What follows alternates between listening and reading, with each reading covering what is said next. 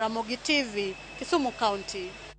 Kwa report mar Millicent wacho ni Jolupo e dho wath nam sub county ma Bondo kwaya rita banka nyumoko kuom gi adek no monji ma omamwandu mag lupo gi jok moko mapoko yangi nyaka sani. Achiel kuom Jolupo go to medo yudo thieth ka jowadgi to wacho ni ngimane to ni kamarach. Ripolo miwaler.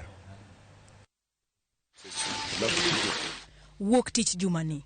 Jolupo go no wuok manyo yoro tonglo kagigeno go e dho wath manambo kod omena. Kata kamano lupo no bare e kinde mane jomoko no monjogi e chuny nam. Wakati koro chako nindo koro kwaito taino wamono chieg mana yie moro no wuok kama wakia to gibiro to gipak kuomwa kada gichopo ne gichaka tongo kata gima ne gipenjwa ne onge. Natemo mondo mi atetia gik matiyogo to ne gigoya gi gimoro ma ayudo blackout. Kachung tayudo ka gimoro amora osekawo gimbe gionge. Jolupo ariyo ne othiedhi ka achiel to pod ngimane ni kamarach kendo medo yudo thieth e osuptal ma Gotagulu sub county.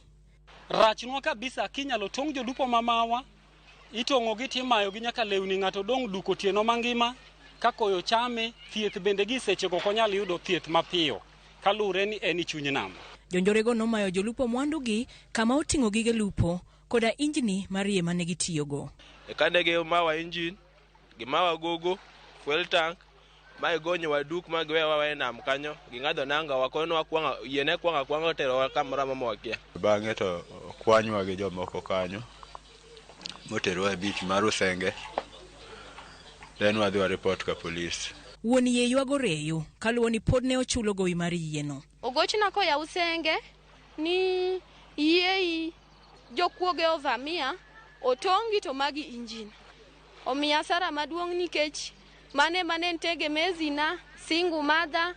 Jolupo okwedo monj ma kinde ka kinde kod lal mar mwandugi e nam lolwe. Security mas Coast Guard ng'enye owuotho odiochieng' ok owuotho otieno.